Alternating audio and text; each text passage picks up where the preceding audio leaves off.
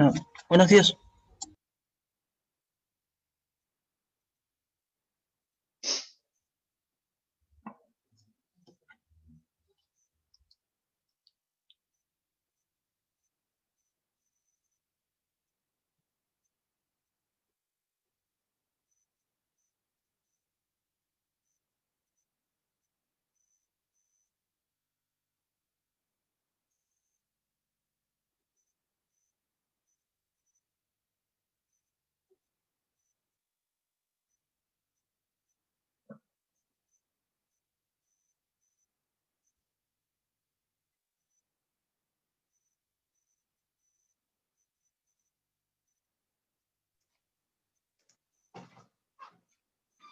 Bien, buenos días a todos ustedes.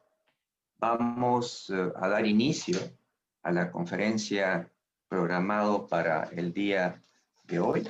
En esta oportunidad, el Centro de Estudios Asiáticos de la Universidad Nacional Mayor de San Marcos tiene el honor de tener como invitado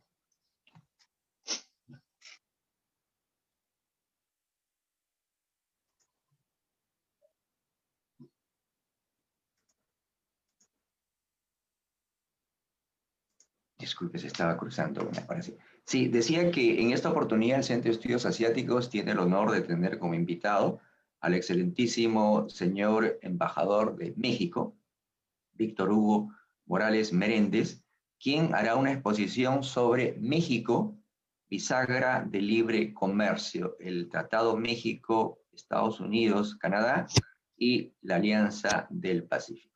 Y también tenemos el gusto, honor también de tener como comentarista al embajador Juan Carlos Capuñay, quien es también miembro del Centro de Estudios Asiáticos. Antes de ir a la conferencia, me voy a permitir leer el currículum resumido del señor embajador de México. Después el embajador de México nos va a dar su conferencia y después el embajador Juan Carlos Capuñay va a hacer unos comentarios y si el tiempo lo permite tendremos alguna ronda de preguntas y respuestas del público. Permítame leer el resumen del currículum del señor embajador. El embajador Víctor Hugo Morales Meléndez arribó al Perú en junio del año 2019. Él ha sido, antes de venir al Perú, fue director general para América del Sur en la Cancillería mexicana. Él, asimismo, antes fue embajador en Honduras. Previamente había sido jefe de la misión diplomática jefe de la misión adjunta, mejor dicho, ante la Unión Europea, su país, el Reino de Bélgica y el Gran Ducado de Luxemburgo, cargo que también desempeñó en la Embajada de México en otros países. ¿Sí?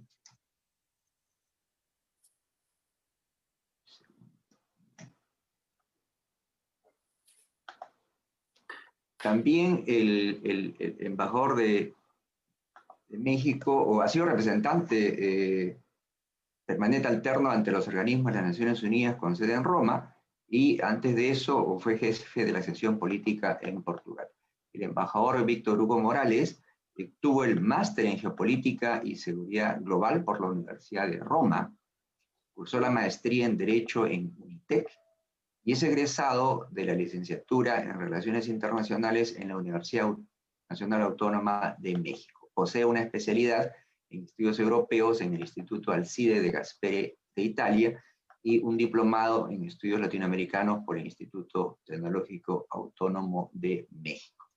Ha sido profesor también en la Universidad Nacional Autónoma de México, en la Universidad del Valle de México y en la Universidad de las Américas. ¿Sí? Por su parte, el embajador Juan Carlos Capuñay ha sido embajador del Perú en el servicio diplomático. Él ha sido embajador del Perú en muchos países de Asia, como China, Japón, Singapur. Ha sido director ejecutivo del APEC y es una persona que conoce mucho Asia. Creo que es el diplomático que más conoce en Asia porque ha pasado mucho tiempo de su carrera en Asia y tenemos el gusto, el honor de que es miembro de nuestro Centro de Estudios Asia. Bien, señor embajador, le agradezco otra vez la deferencia que he tenido para asistir a nuestro webinar y le dejo usted en el uso de la palabra. Adelante.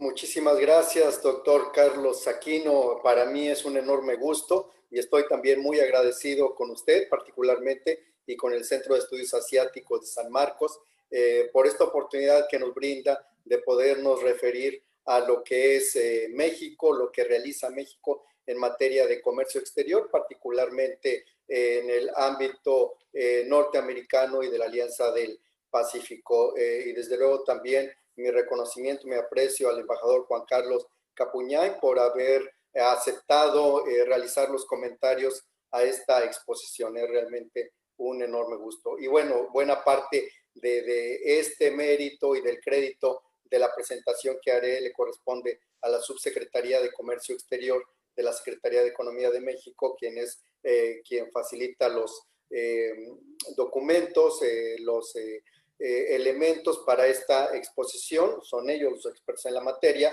pero bueno, hablaremos en esta ocasión justamente, y sí pediría yo que se suba la presentación, hablaríamos de México como un país bisagra en el ámbito de libre comercio y de dos casos muy específicos, que es el Tratado México-Estados Unidos-Canadá y la Alianza del Pacífico.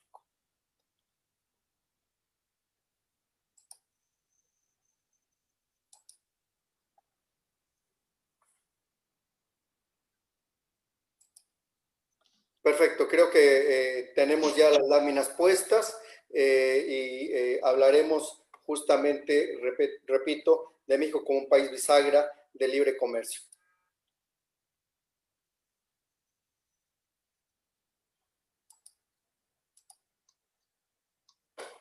Ahora sí, creo, le pediré al técnico que suba las imágenes para poder ver bien la exposición.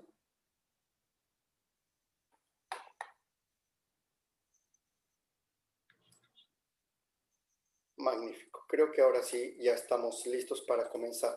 Lo primero que les quiero comentar es que México es un país de múltiples pertenencias. Está ubicado en América del Norte, con el cual tenemos un tratado de libre comercio desde el 94, el famoso Telecan, y a partir del 1 de julio el Tratado México, Estados Unidos y Canadá, como le denominamos.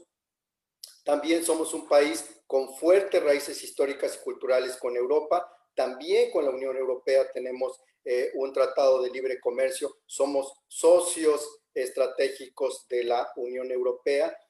México es un país que históricamente ha mirado y ha comercializado con el Pacífico, con el otro lado del océano. Así que también, si ustedes pueden ver el mapa de México, es un país que primordialmente mira hacia el Pacífico y en ese sentido tenemos también una vocación ligada hacia no solo el océano, sino particularmente a lo que acontece en el otro lado del mundo, que es la especialidad del Centro de Estudios. Pero de manera primordial, de manera prioritaria, de manera cultural, histórica y de intereses compartidos, somos un país latinoamericano. Estamos firmemente atados a América Latina y nos unen no solo lo que menciono yo, la historia, la tradición, los intereses, sino particularmente también compartimos pertenencias a algunos mecanismos de integración, particularmente el de la Alianza del Pacífico, que es del que vamos a hablar, pero también de la Asociación de Estados Latinoamericanos y Caribeños, de CELA, en fin, hay varias instancias de integración económica con las cuales estamos ligados a América Latina y repito, México es un país eminentemente latinoamericano. Así que nos concebimos de esta manera, un país que puede mirar a todos los lados del mundo con los cuales tenemos pertenencias muy claras y definidas. Y en este ambiente, en esta situación de lo que hacemos nosotros y de lo que somos México, está desde una decisión que tomamos a inicio de la década de los 90, es decir, después de la década perdida de los años 80, cómo repensar México en su contexto internacional y en su proyecto de desarrollo y decidimos mirarnos más como parte integrante del mundo, como un país que interactúa de manera muy fuerte con el mundo, y en ese sentido, pues bueno, cambiamos en buena medida nuestra estrategia de crecimiento, de desarrollo, y pueden ver ustedes la lámina es muy clara, es muy evidente lo que acontecía. En 1993, es decir, un año previo a la entrada en vigor del TLCAN, el Producto Interno Bruto de México rozaba los 500 mil millones de dólares, mientras que el comercio exterior era de 117 mil millones de dólares. En términos gruesos, podemos decir que el comercio exterior representaba una quinta parte del Producto Interno Bruto mexicano. Pasados los años, si ustedes se dan cuenta, ya para el año pasado, en 2019, el Producto Interno Bruto de México es de 1.253 miles de millones de dólares, 1.2 billones de dólares, en tanto que el comercio bilateral, el comercio de México roza los 916 mil millones de dólares, es decir, realmente ya tenemos aquí una parte muy relevante del Producto Interno Bruto como componente justamente del crecimiento de la economía mexicana. Entonces, en consecuencia, el comercio exterior ha sido desde la década de los 90 un auténtico motor del crecimiento de México, y la lámina es muy explícita en esto. Pero ¿qué ha sucedido? ¿Qué es lo que realmente hicimos para que esto aconteciera? ¿No? Y pues bueno, se verificó un cambio en la estructura productiva y exportadora de México. Si ustedes se dan cuenta, a la mitad de la famosa década perdida de los años 80, la estructura de exportación de México era mayoritariamente ligada a el sector extractivo y petrolero. El 57% de las exportaciones mexicanas eran justamente petróleo y las cuestiones ligadas a la minería. La manufactura representaba un poco menos del 40% y la agricultura un 5%. Así es como estábamos en la década de los 80 en cuanto a exportaciones que no rebasaban más allá de los 26 mil millones de dólares. ¿Qué es lo que pasa 3 décadas y media después, cuando no solo se negoció, entró en vigor y maduró el TLCAN, y después, pues bueno, entró el proceso de la negociación del nuevo tratado? Para 2019, la estructura exportadora de México había cambiado radicalmente, ¿no? Las manufacturas pasaron a representar el 89% de las exportaciones mexicanas, en tanto que el petróleo y las actividades extractivas se volvieron prácticamente marginales, con un 7%, relevante sin duda, pero en frente a lo manufacturero, pues realmente representa muy poco. Las cuestiones, los productos agrícolas tuvieron más o menos el mismo balance, pasaron al 4% en porcentaje, muy similar al anterior, pero en términos de valor y en términos de cantidad, pues han crecido también de manera considerable. ¿Qué es lo que cambia también? Se fortalece mucho el sector automotriz como parte fundamental de la economía y del sector exportador mexicano, y se vincula aún más el país hacia el mercado estadounidense, del cual somos y seguimos siendo, y los resultados incluso a pesar de las circunstancias en el 2020, México sigue siendo el principal socio comercial de los Estados Unidos, y para México lo es también. El 82% de nuestras exportaciones van hacia Estados Unidos. Entonces se dio ese cambio, y buena medida, y creo que esta lámina es relevante, en dónde estamos nosotros concentrados, y justamente la economía mexicana, las exportaciones mexicanas están vinculadas a sectores globalizados, ¿no? Lo podemos ver, principales productos exportados por México el año pasado están vinculados a sectores, a productos como automóviles tipo turismo, máquinas para el procesamiento de datos, partes y accesorios de vehículos, vehículos para transportación de mercancía, aceite en crudos y aparatos eléctricos. Así que si ustedes pueden ver, la gran mayoría de estos productos forman parte justamente de estos sectores globalizados. En cuanto a las importaciones, lo más relevante, aceites de petróleo, excepto crudos, pero principalmente también partes y accesorios de vehículos y circuitos de microestructuras eléctricas. Así que se dan cuenta, viéndolo ya en términos sectoriales, el comercio exterior está muy vinculado a lo que sucede en el ámbito mundial y hacia dónde va la economía.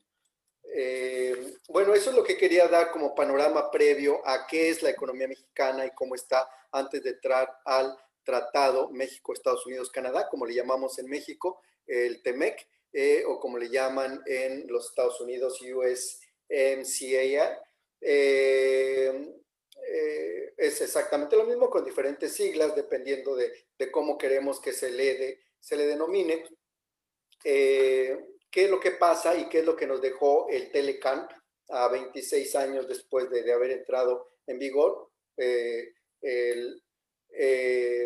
La región de Norteamérica se convirtió en el principal exportador a nivel mundial, con 2.5 billones de dólares, que representa un poco más del 13% de las exportaciones mundiales el año pasado. También una de las principales economías del mundo, 25.9 billones, representa casi el 20% del Producto Interno Bruto mundial, así que es una región, digamos, paradigmática en términos económicos y comerciales en el mundo, y es la principal receptora en la inversión extranjera directa, 323 mil millones de dólares, que representaba el 23%, un poco más del 23% en el 2018. Así que eso es América del Norte, los tres países que integran o que integraron el Telecan y lo que heredan para el TEMEC. Si ustedes pueden ver, en esta lámina también es muy relevante en el sentido de cómo está vinculado el comercio de México, primordialmente con Estados Unidos. 577 mil millones de dólares de comercio con los Estados Unidos, 24 mil millones de dólares con Canadá. Son cifras realmente muy significativas, mucho mayor desde luego el comercio mexicano con Estados Unidos que con Canadá, pero no deja de ser significativo, sobre todo el crecimiento. Se dan cuenta, con Canadá teníamos 3 mil millones de dólares el año previo al Telecan, y subió a 24 mil millones, un muy buen crecimiento. Y en cambio con Estados Unidos teníamos menos de 100 mil millones de dólares antes del inicio del Telecan, y ahora tenemos ya una cifra muy cercana a los 600 mil millones de dólares en el cierre del año pasado. Si se pueden dar cuenta, ha sido un crecimiento casi constante desde la entrada en vigor del Telecan, con alguna excepción, el 2009, por las crisis financiera mundial que hubo, en fin, pero la tendencia general es y ha sido de crecimiento. Por lo tanto, ha sido muy positivo el balance general y global del Telecan, y es ahí de donde partimos para el TEMEC. La línea de tiempo del TEMEC, si ustedes se dan cuenta, era 2017 cuando empezaron a haber las primeras negociaciones. Para el 2018 estaba firmado un primer acuerdo de lo que sería el TEMEC, con algunos ajustes en el 19, y finalmente en abril de este año los tres países anunciaron que habían agotado ya sus procedimientos internos para la entrada en vigor del TEMEC. Canadá y México el 2 de abril, el 24 de abril Estados Unidos, y tenemos nuevo Tratado de Libre Comercio de América del Norte, el TEMEC, a partir del 1 de julio de este año. ¿Qué es lo nuevo? ¿Qué es lo que representa lo novedoso el TEMEC en relación a su antecesor? Primero, hay unas reglas de origen más estrictas, particularmente para el sector automotriz. Esto permitirá también, además, que la industria de acero se integre como cadena productiva de una manera más consolidada. Hay un comercio exterior más inclusivo, particularmente en comercio digital, que era un sector que no estaba considerado en el Telecan. El Telecan era un tratado de libre comercio del siglo XX, ¿no? Pensado en una estructura comercial y en una estructura productiva y dinámica del mundo del siglo XX, y casi 30 décadas después, pues bueno, el mundo había cambiado radicalmente en términos de cómo mirar la producción, cómo mirar también el progreso y cómo mirar particularmente el comercio exterior de una manera muy particular, la nueva dinámica que imprimió el comercio digital, y el nuevo tratado lo integra. También hay algunos sectores que se vuelven y se han vuelto a lo largo de los años bastante más sensibles: la cuestión anticorrupción, la cuestión de protección del medio ambiente, y particularmente también un capítulo específico para las pymes, que creo que es muy relevante para los tres socios del TEMEC. Y también creo que muy relevante, va a ser muy importante, dada la situación actual del comercio internacional en el ámbito multilateral, la especificación de mecanismos de cumplimiento de obligaciones. Así que son de las cosas novedosas que tiene el TEMEC. En cuanto a manufactura, que creo que esta es una de las cosas que los críticos más señalan en relación a los resultados de las negociaciones del nuevo texto, pero que sin duda resulta ser interesante y resulta ser importante. Primero, quisiera señalar que el Telecan tuvo muchas críticas en México, en el sentido de que no íbamos a lograr, de que no iba a ser posible, de que México no estaba preparado, de que eran condiciones muy difíciles, y sin embargo, al final de cuentas, el Telecan fue ampliamente favorable para México. Hay que recordar que teníamos nosotros en los últimos años entre 50,000 y 60,000 millones de dólares de superávit con los Estados Unidos, lo cual hablaba muy bien del desempeño del sector exportador mexicano.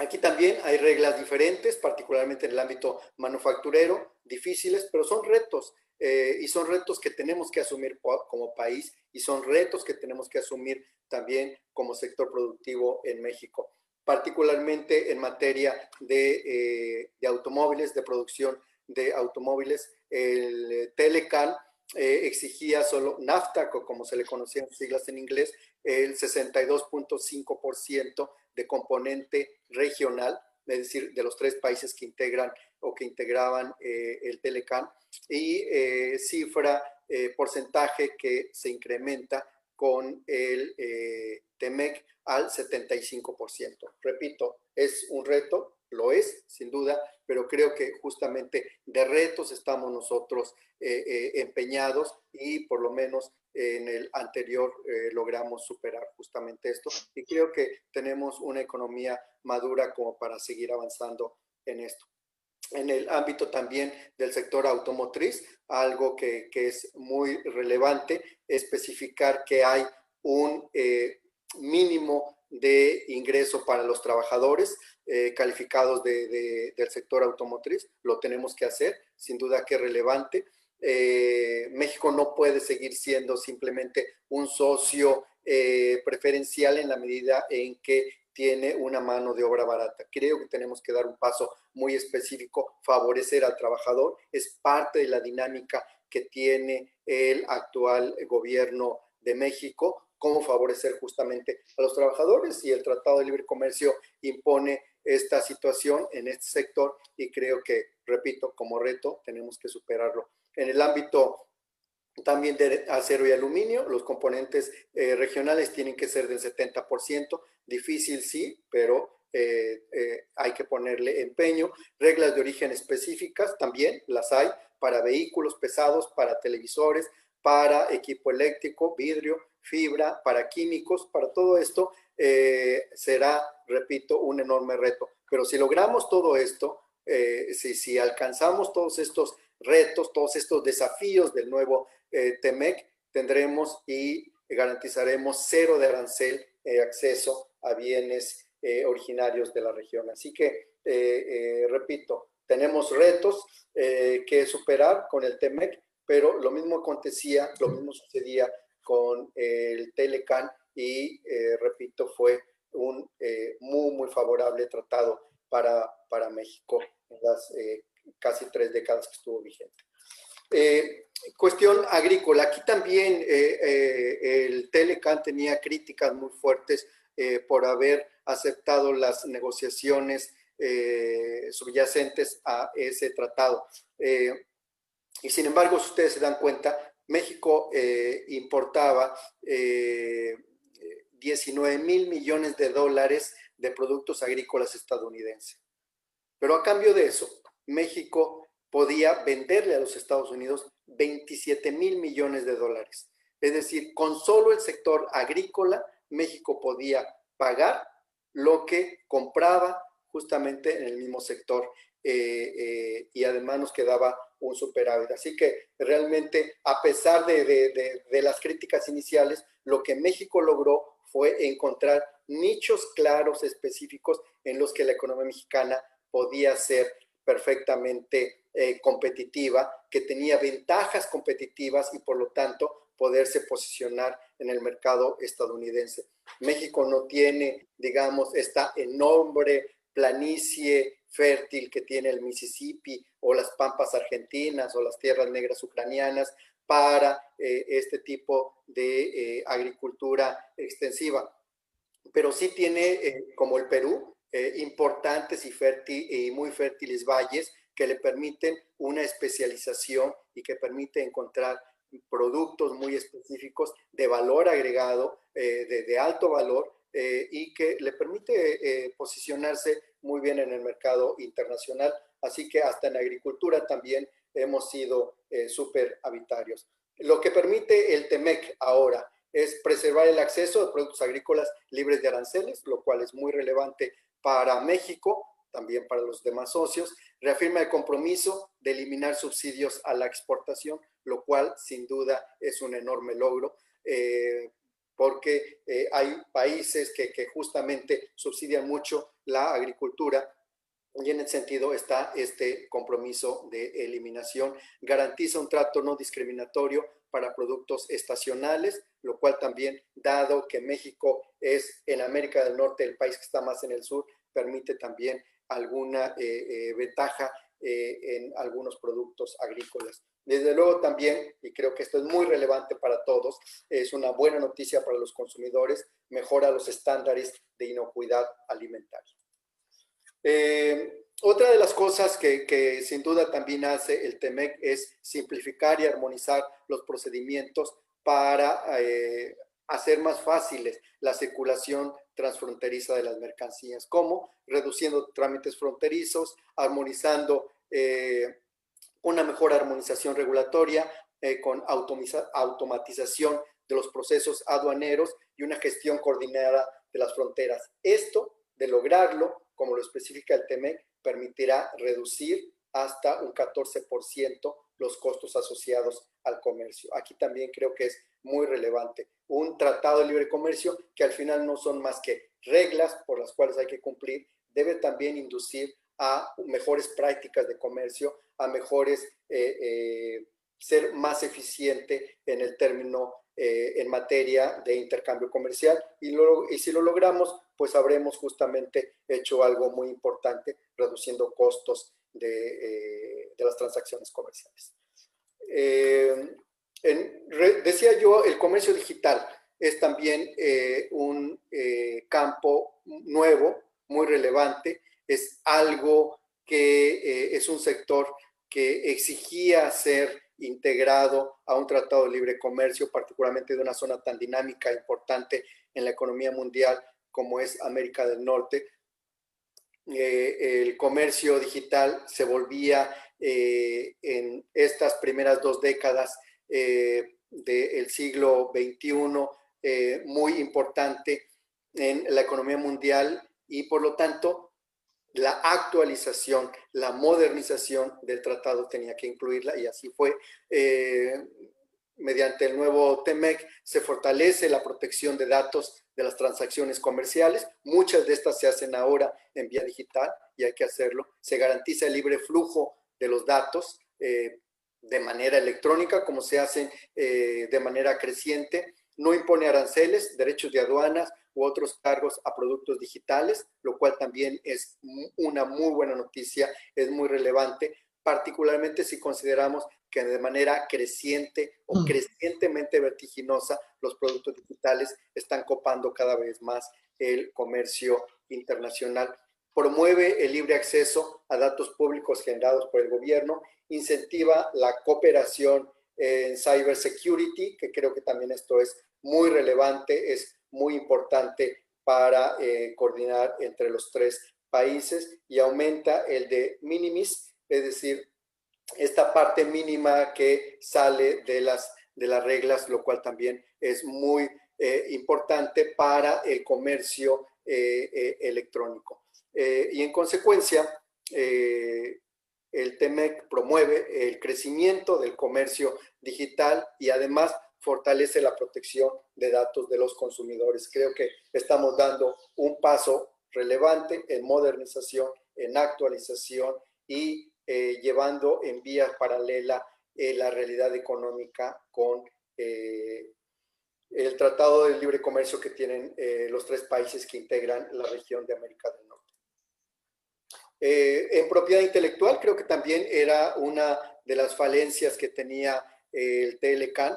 Es necesario, es fundamental darle el valor a los creadores, darle el valor a la gente que hace y que produce en términos intelectuales los avances en la ciencia, en la tecnología, que después se convierten en mercancía o que se convierten en servicios. En ese sentido, gracias al TEMEC se mantiene la protección de patentes, de datos para innovadores, 20 años, para drogas biológicas, 10 años. Además, también se garantiza y extiende la protección de los derechos de autor, lo cual sin duda que es muy relevante e incentiva justamente a la innovación, a la inventiva. Hay una transparencia y se expande la cobertura y vigencia de marcas conocidas. Hay que sin duda darles garantía a quienes apuestan por las marcas. Se fortalece la protección de las indicaciones geográficas y se promueve la transparencia en la oposición y la consulta. Creo que también esto es muy relevante. México tiene ya varias indicaciones geográficas y creo que tenemos que andar y seguir por ese camino. Les da también un valor agregado, les da una visibilidad y le da al país que los tiene una clara identidad en algunos productos, y creo que en ese sentido también apuesta positivamente el TEMEC. Limita la responsabilidad para balance de los derechos de los innovadores y proveedores de servicios y fortalece la prevención y cumplimiento de sanciones. En consecuencia, el TEMEC protege los derechos de propiedad intelectual y además promueve la innovación, la inventiva, la innovación y por lo tanto también el progreso, ¿no? Eso creo que es muy relevante y es algo que nos permite tener satisfacción en cuanto a la modernización del Tratado de América del Norte entre estos tres países. En cuestiones laborales también ha sido muy crítica la forma en la que se negoció, pero repito, creo que lo relevante son también las personas. Hay que darles el justo valor que merece el trabajo.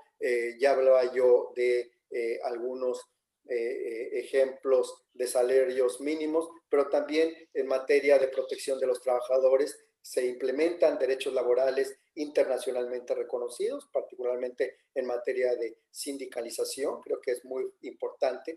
Se protege a los trabajadores migrantes, sin duda para México es absolutamente relevante y va en línea además también con lo establecido por la OIT y los derechos humanos. Se prohíbe la importación de bienes producidos con trabajo forzoso.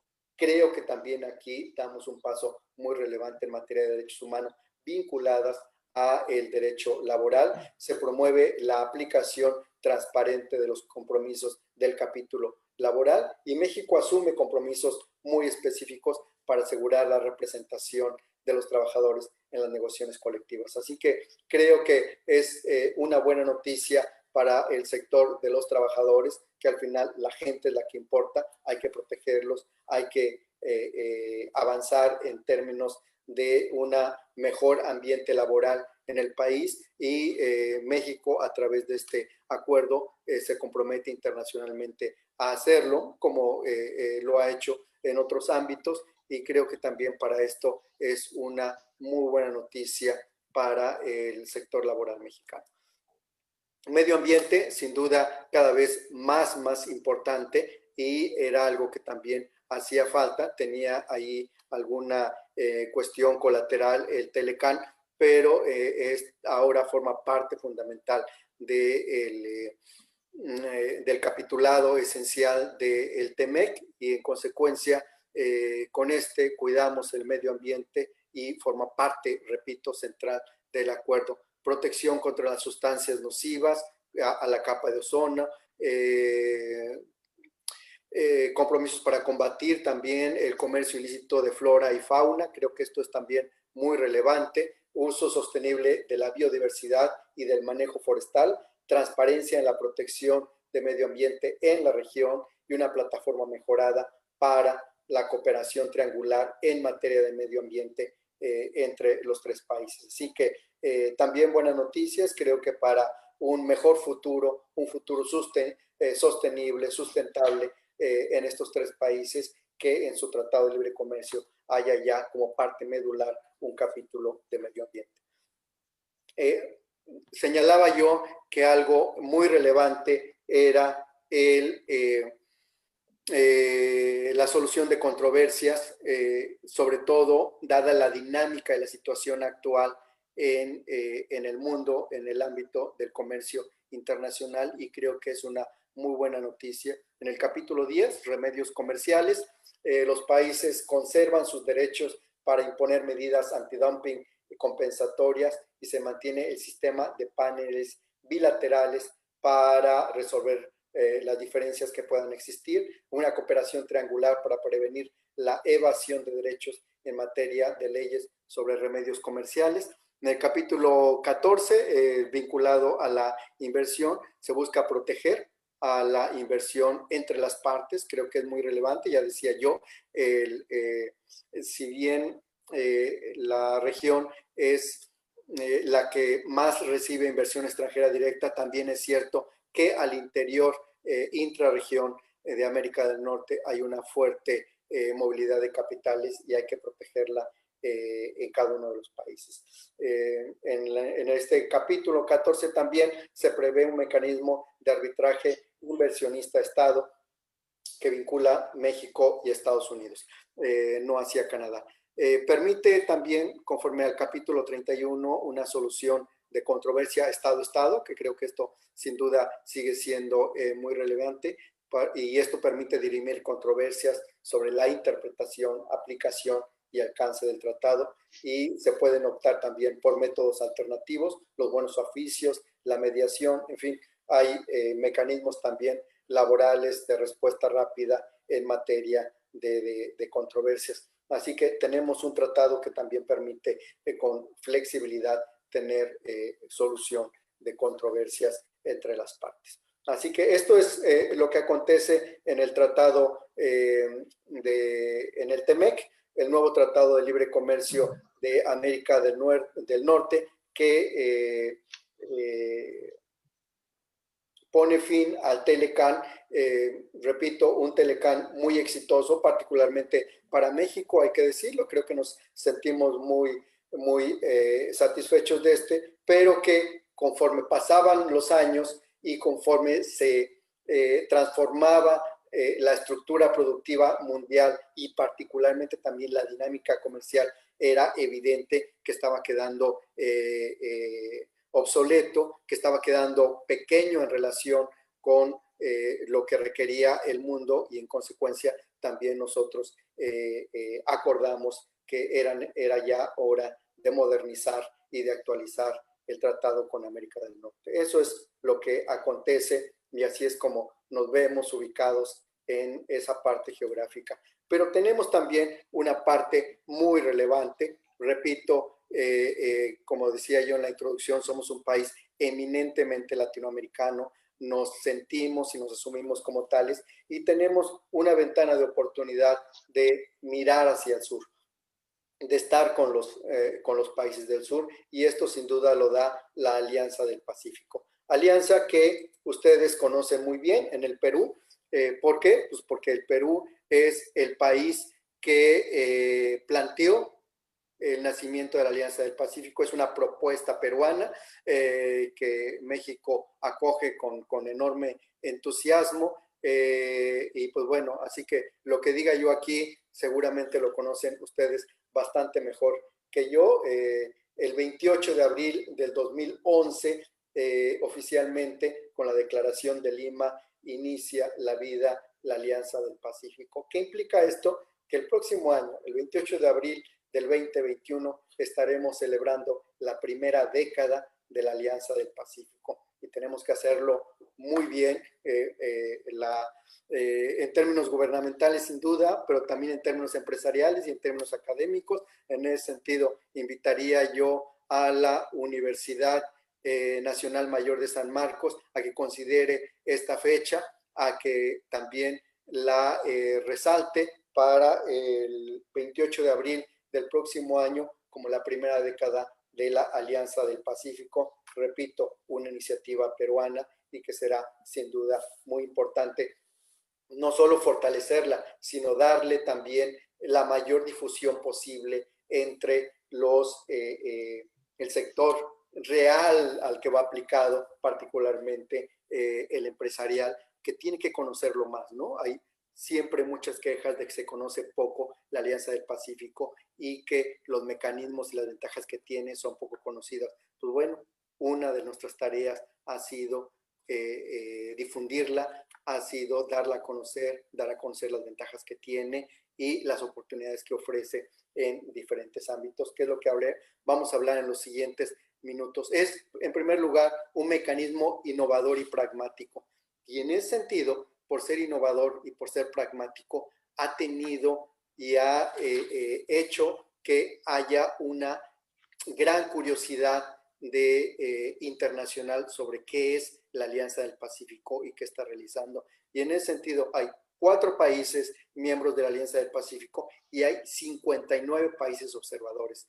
Esto habla pues del enorme interés que suscita en el mundo entero la Alianza del Pacífico.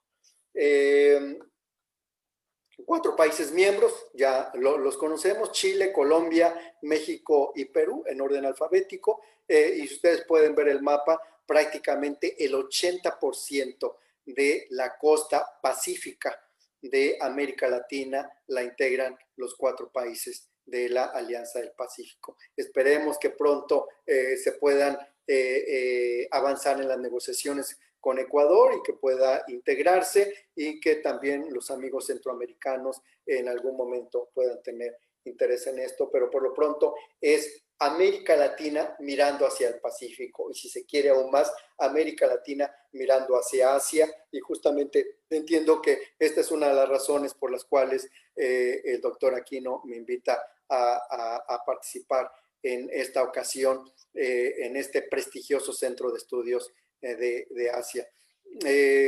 Está enfocado la Alianza del Pacífico particularmente al libre comercio, pero no solo, para darle a la región, a los 4 países que la integran, una mayor competitividad, fortalecer el crecimiento económico, pero particularmente también el desarrollo de los 4 países. ¿Con qué? Con 4 componentes muy claros de movilidad: bienes, servicios, capitales y personas. Y creo que esto es muy relevante, que no todos los procesos de integración en el mundo lo tienen de una manera tan amplia y tan decidida como la Alianza del Pacífico. ¿Cuáles son los objetivos que persigue la alianza? Construir de manera participativa y consensuada un área profunda de integración económica y avanzar gradualmente hacia la libre circulación de bienes, de servicios, de capitales y de personas. También la Alianza del Pacífico se propone promover un mayor crecimiento, desarrollo y competitividad de las economías de los países que la integran para lograr un mayor bienestar, superar la desigualdad socioeconómica y lograr una mayor inclusión social de todos los habitantes de estos 4 países.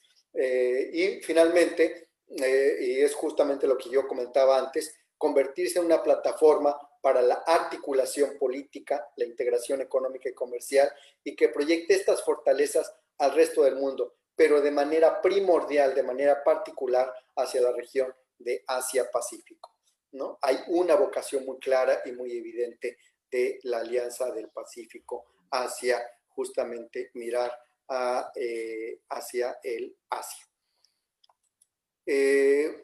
A casi 10 años de entrada en vigor de haberse establecido la Alianza del Pacífico, ¿cuáles son algunos de los logros que tenemos?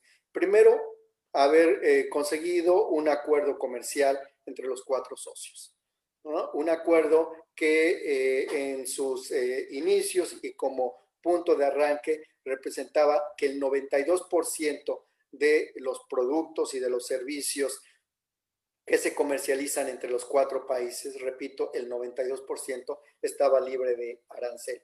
Y este era ya un avance muy relevante en materia de libre comercio. Y adicionalmente, para irlo adecuando, se han firmado otros 2 protocolos modificatorios. Hay un acuerdo interinstitucional entre autoridades sanitarias, justamente también para ir homologando, para ir entendiendo mejor y para ir protegiendo la sanidad de los consumidores.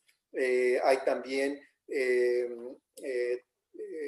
acuerdos de entendimiento entre los bancos de desarrollo de los 4 países y de manera muy relevante, creo, porque esto va directamente a quienes hacen la economía, a quienes proyectan el desarrollo, a quienes dan empleo, a quienes crean las fuentes de trabajo, las macro ruedas de negocios, es decir, en la que los sectores empresariales de los 4 países se reúnen de manera periódica, no solo para conocerse, para intercambiar, sino particularmente también para definir negocios. Y de manera muy relevante, creo que esto, y lo veremos un poco más adelante, la flexibilidad que tiene la Alianza del Pacífico ha hecho que estas macro ruedas ahora también sean ruedas virtuales, ruedas de negocios virtuales. Y lo estamos haciendo este año. Así que son algunos de los logros en bienes y servicios de la Alianza. En materia de capital, lo primero hay que decir, la creación, la constitución del MILA, del Mercado de Integración Latinoamericano, muy importante, que es, al final de cuentas, un acuerdo entre las bolsas de valores de los 4 países, justamente para permitir una mayor y una mejor movilización de capitales entre los 4 países. Hay una agenda fiscal entre los 4 estados que lo integran, muy relevante, muy importante, creo, fundamental. Vivimos nosotros, estamos nuestros países en una posición geográfica de alto riesgo natural, ¿no? Sea por terremotos, sea por deslaves, sea por huracanes, lo que sea, hay alto riesgo, y también esto que nos permita cómo gestionar riesgos catastróficos a través justamente de la inyección de capitales en seguros. Creo que aquí es también algo muy relevante que puede hacer. No podemos perder nuestro capital físico, nuestro capital de infraestructura, particularmente también nuestro capital humano, si antes no gestionamos los riesgos catastróficos de estos 4 países que están tan a la deriva en términos de la naturaleza.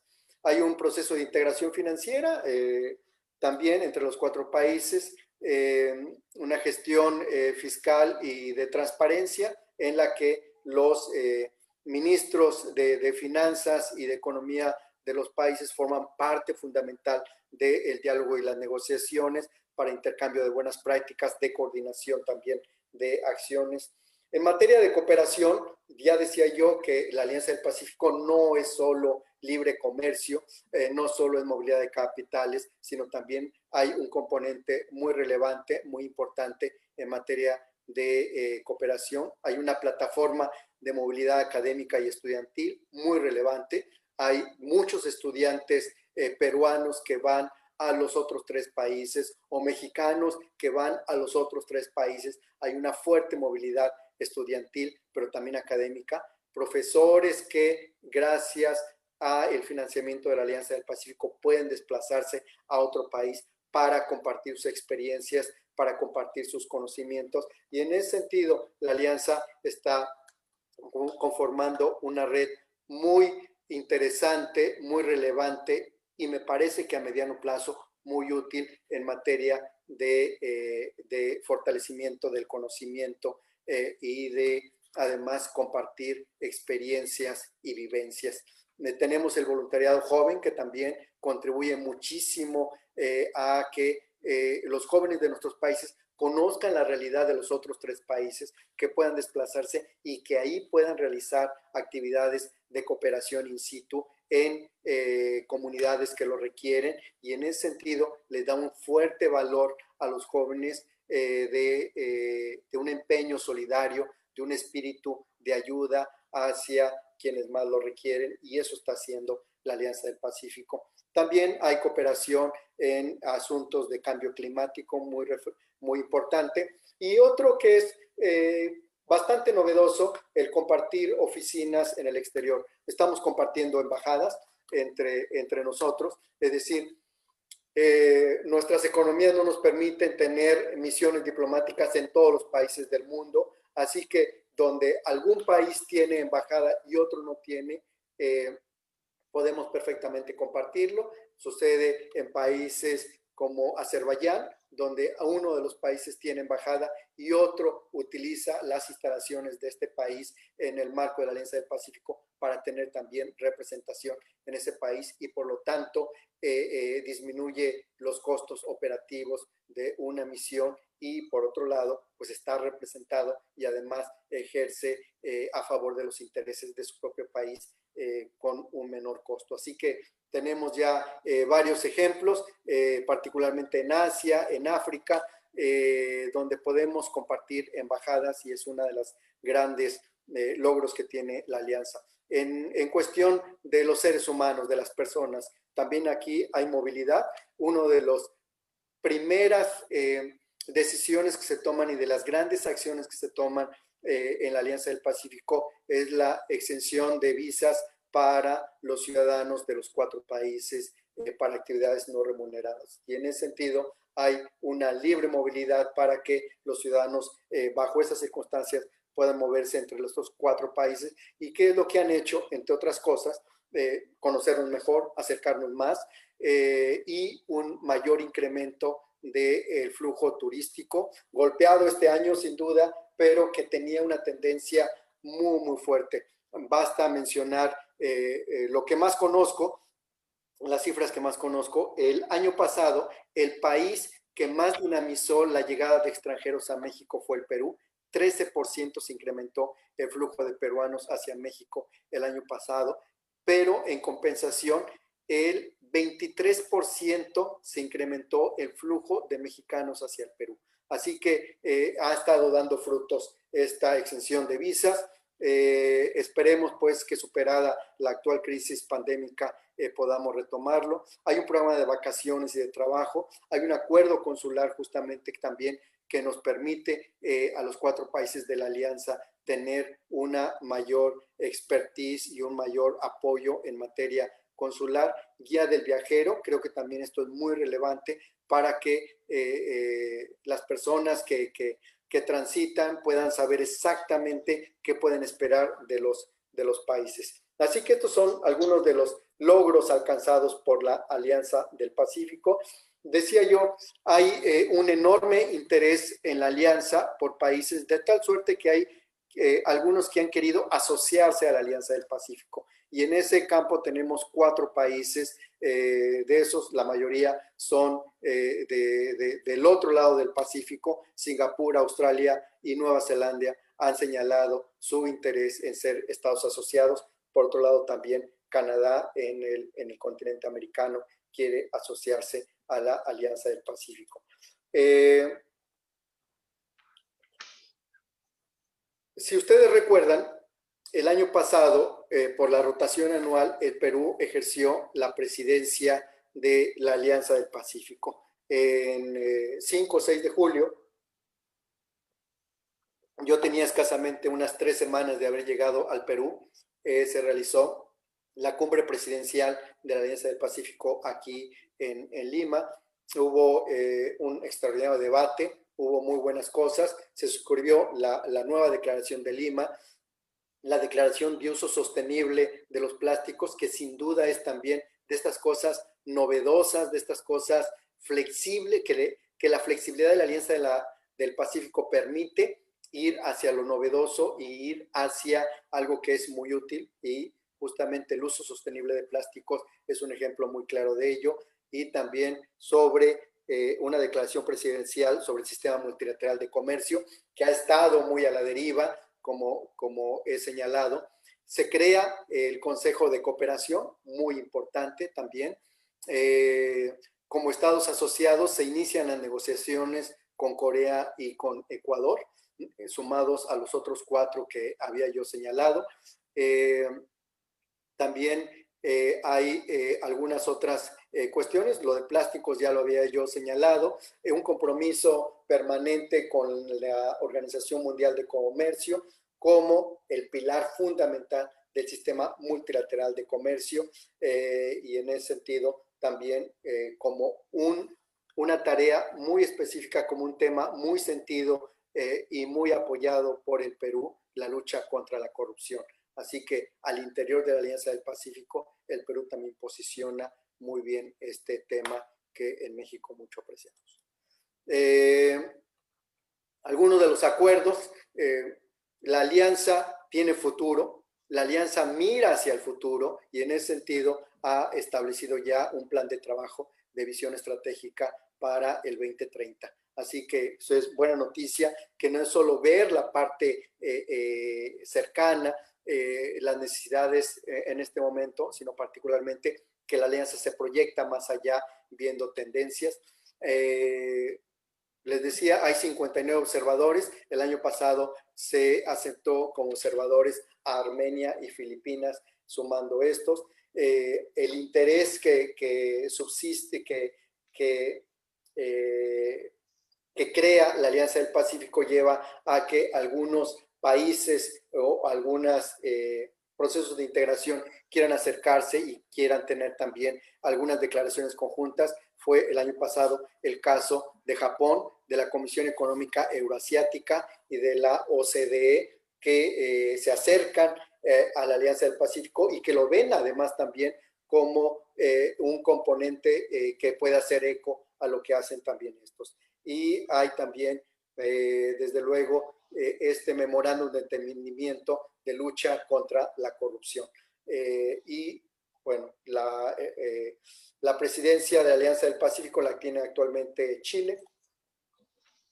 ¿Y qué es lo que pasa en este año de pandémico, ¿no? Con la Alianza del Pacífico? Sucede que 48 horas antes de que el gobierno del Perú declarara el estado de emergencia y el cierre del espacio aéreo, estaban aquí reunidos en Lima el grupo de alto nivel de la Alianza del Pacífico. Y por lo tanto había ya una fuerte sensibilidad de lo que estaba sucediendo sobre el avance pandémico y la necesidad de tomar medidas y tomar acciones. Y así fue como se hizo, ¿no? Hubo una declaración de la Alianza sobre la cuestión pandémica. Los invito a visitar la página de la Alianza del Pacífico para ver desde el primer momento qué es lo que la Alianza hizo. Y repito, creo que por eso es el interés que suscita, que es una componente, es un mecanismo de integración muy flexible, que permite justamente reaccionar de esta manera rápida, pronta, expedita.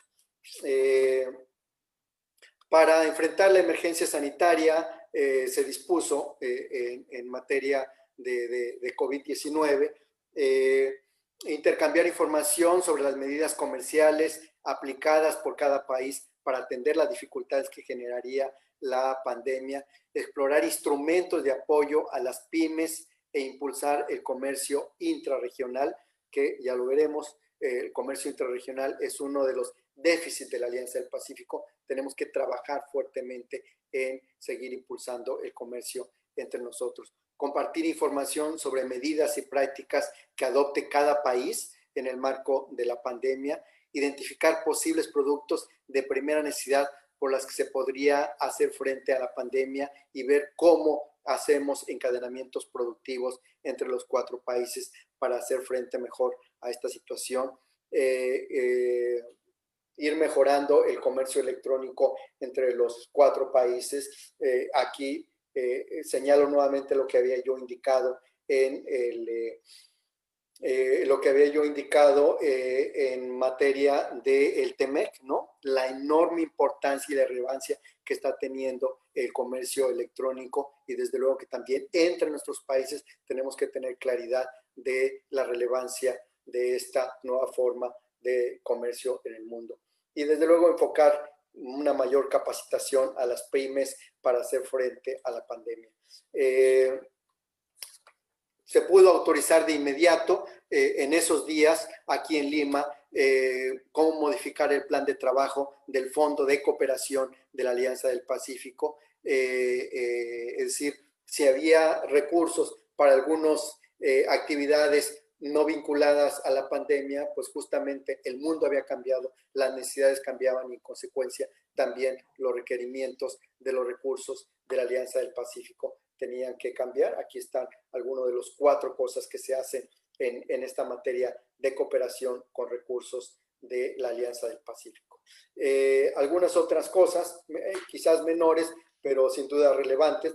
Repito, una de ellas, las ruedas virtuales de negocios. De manera inmediata nos dimos cuenta que no podíamos detener nosotros el tema del comercio, que es fundamental para el desarrollo de nuestros países, pero que no lo podíamos hacer in situ y que en consecuencia teníamos que utilizar los mecanismos, como ahora para esta conferencia, los mecanismos virtuales que nos permitan hacer ruedas de negocios. Acaba de ser hace un par de semanas una rueda de negocios Alianza del Pacífico con Centroamérica, muy relevante. Antes, un par de semanas antes, había sido una rueda de negocios virtual Alianza del Pacífico Gran Bretaña, y en ese sentido, pues bueno, nos permite, y también con Asia estarán las ruedas de negocios, nos permite ser flexible, nos permite innovar, nos permite avanzar fuertemente en esto. Así que hay varias de las acciones aquí que pueden ustedes ver. En materia de turismo creo que es también muy relevante, lo es para México. México es una potencia turística mundial, está entre los 10 países con mayor flujo de turistas, de visitantes, pero sin duda también para países como el Perú y como Colombia, también en alguna medida para Chile, es muy relevante el turismo, y en consecuencia tenemos necesariamente que focalizar buena parte de las buenas prácticas, de los conocimientos, de las buenas experiencias y concursos para reactivar el turismo en estas actuales circunstancias. Bueno, eso era lo que les quería decir de la Alianza del Pacífico, con la cual, repito, México mira hacia el sur, México está unido hacia el sur de una manera firme con estos 4 grandes asociados que mucho apreciamos. Pero el tercer tema que quería yo tratarles en esta ocasión, y justamente como un país bisagra, un país que está en el norte, un país que mira hacia el sur, que tiene fuertes lazos y a través del libre comercio, una cuestión de lo que está aconteciendo a nivel mundial con la Organización Mundial de Comercio. Hay, sin duda, eso no es una novedad, todo el mundo lo repite, lo sabe, hay una crisis del sistema multilateral de comercio. Hay una fuerte disputa entre los Estados Unidos y China, que sin duda disputa que ha impactado fuertemente al comercio mundial. Hay también la crisis del gobierno del órgano de apelación de la OMC, está prácticamente inoperante en la actualidad, y por lo tanto esta herramienta fundamental del sistema multilateral no está funcionando.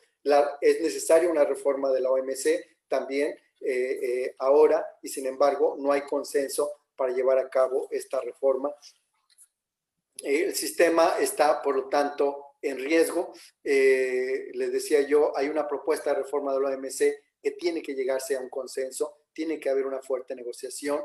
Hay la inoperancia del órgano de apelación, pero también están lo que ha acontecido ahora, particularmente con la pandemia, un aumento de medidas restrictivas, ¿no? Es decir, una mayor dificultad para el libre comercio en el ámbito multilateral que lo pone en riesgo. Y como cereza de este asunto, la renuncia del director general de la OMC. En la actualidad, en este momento, la OMC carece de director general y está en un proceso de elegir nuevo director, quien justamente dirija la tendencia y reacomode el rumbo de la OMC, pilar fundamental para el comercio internacional y, por lo tanto, también un pilar esencial para el desarrollo de los países. ¿Qué es lo que tiene que hacer la agenda pendiente? Hacer más eficiente los trabajos regulares de los órganos de la OMC, particularmente el de apelación, hay que hacerlo. Hay que avanzar hacia una agenda del siglo XXI. La OMC también es producto del siglo XX, como era el Telecam. Ahora estamos en otra dinámica, estamos en otras circunstancias y tenemos necesariamente que adaptarnos. Hay 164 miembros de la OMC que tienen que llegar a claros consensos. Tenemos que apoyar el sistema multilateral de comercio, tenemos que seguir construyendo resiliencias en las cadenas de suministros globales y tenemos que fortalecer la inversión internacional. Son de las 4 cosas que tenemos esencialmente que realizar en el ámbito multilateral. Y por eso, conscientes de estas dificultades que existen, conscientes de la relevancia que tiene la OMC, México decidió postular a el doctor Jesús Seade como candidato a director general de la OMC. Acaba de entrar y de iniciar la tercera etapa del proceso de selección, una etapa muy sui generis para un organismo internacional, y estamos justamente con esta candidatura que felizmente, y aquí aprovecho para reconocer y agradecer el apoyo que el gobierno peruano da a la candidatura mexicana. Apreciamos muchísimo que las autoridades peruanas hayan decidido sumarse al apoyo al doctor Seade para eventualmente ser electo director general de la OMC. Esperemos que así sea. Tiene una amplísima experiencia en comercio internacional. Fue el negociador en la última etapa del TEMEC.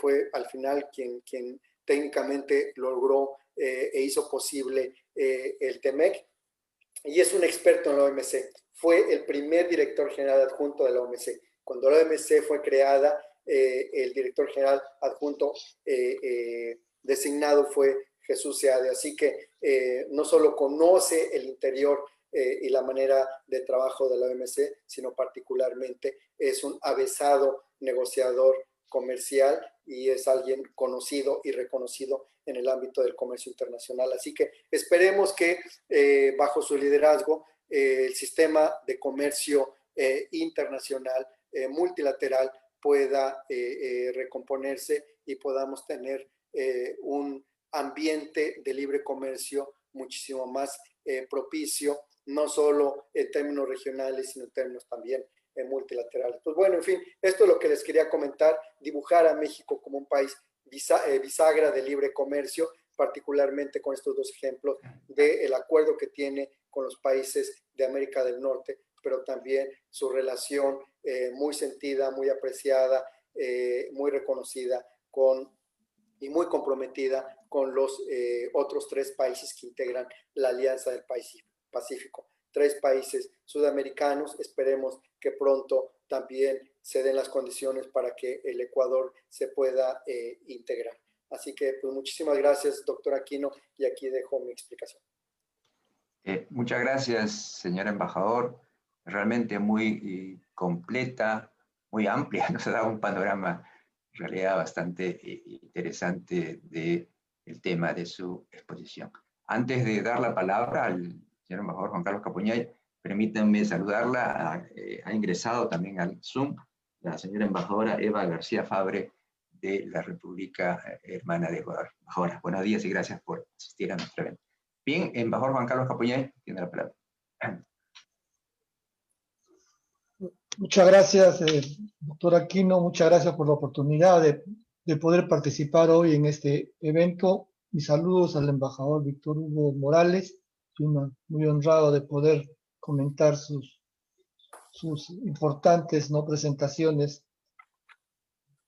Yo creo que es muy poco lo que yo podría ya mencionar, porque la exposición del embajador ha sido muy extensa y muy clara en cuanto se refiere a la importancia de México dentro del comercio mundial, la importancia de México como parte del sistema o de la arquitectura de integración regional, la importancia que tiene la Alianza del Pacífico dentro del comercio y del concierto internacional. Quisiera, por ello, tan solo referirme a ciertos elementos, ciertos puntos que creo que convendría no resaltar. Ello porque la participación de México ha sido muy sustancial, muy importante, no solamente ahora, digamos, en la estructuración del comercio del siglo XX, del siglo XXI, sino no, a través de la historia. El término que utilizan para dar inicio a esta conferencia sobre México como bisagra entre TEMEX y la Alianza del Pacífico, yo podría decir que en el transcurso de la historia o en la historia, México fue ya la bisagra con el Asia. Hay que recordar que el galeón de Manila se encargaba del comercio entre América y el Asia.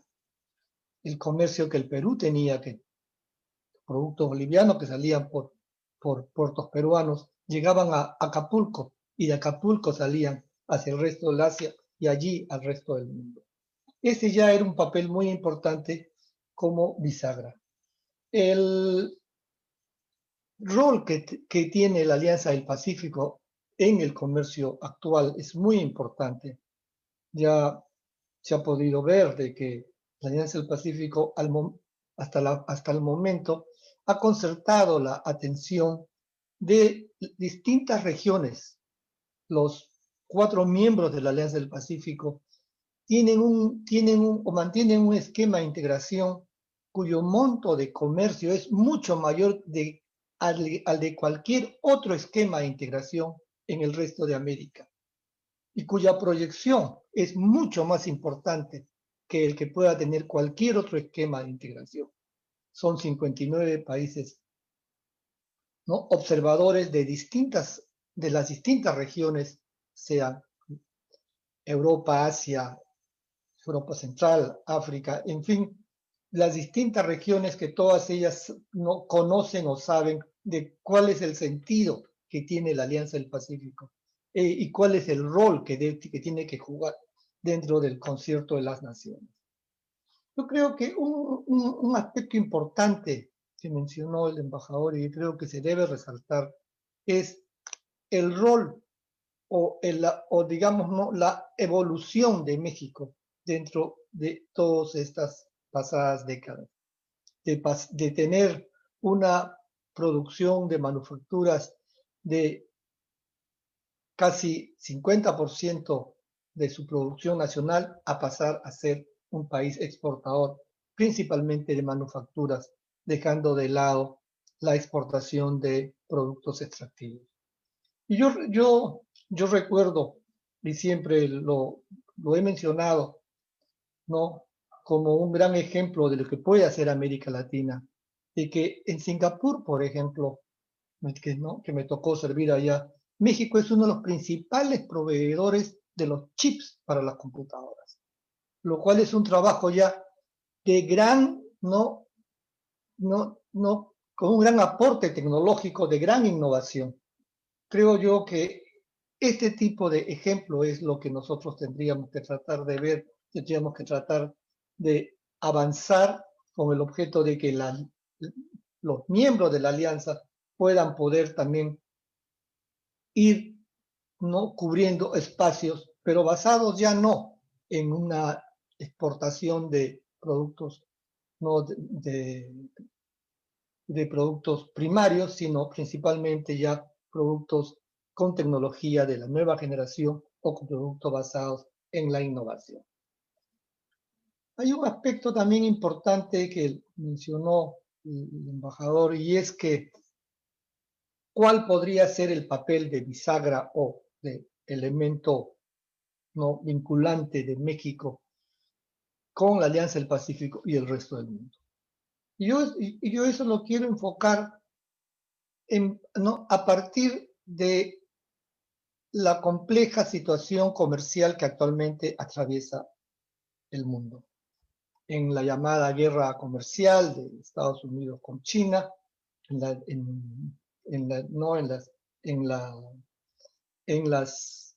el surgimiento de un nuevo escenario económico-político en el mundo basado en un nuevo tipo de proteccionismo, en un unilateralismo basado en lo que se llama ahora una desglobalización que va en contra de las propuestas de integración. Y yo me refiero a que como parte de este complejo escenario, el mundo definitivamente va a tener que modificar sus espacios de producción, sus espacios de consumo para ciertos productos. Se va a tener que llegar hacia un tipo de redespliegue industrial, de movilización de empresas de cierto país a otro país, con el objeto de evitar no estar al frente o no estar inmerso en el medio de un conflicto de carácter comercial. Y ello se está viendo ahora en lo que le llaman el conflicto comercial Estados Unidos-China. Muchas de las empresas tendrán que movilizarse. Y es lógico. Un espacio preferencial para esta movilización sería México, hacia donde las empresas chinas o empresas americanas ubicadas en China, de continuar esta situación de conflicto o de confrontación, tendrían que buscar allí el espacio adecuado para poder continuar suministrando los productos hacia el mercado americano. Y ello me permite a mí entonces también pensar en que el rol de México como bisagra también puede servir para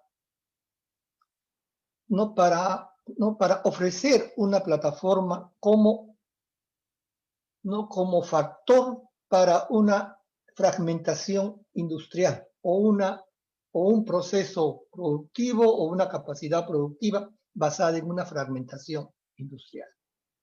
Que pueda la Alianza del Pacífico suministrar aquellos productos no competitivos con la capacidad productiva de México a las empresas que puedan instalarse en México para poder llegar hacia los mercados de América del Norte. Ello podría ser una forma de actuar dentro de este esquema de bisagra. México ya es un país importante, receptor de la inversión extranjera directa.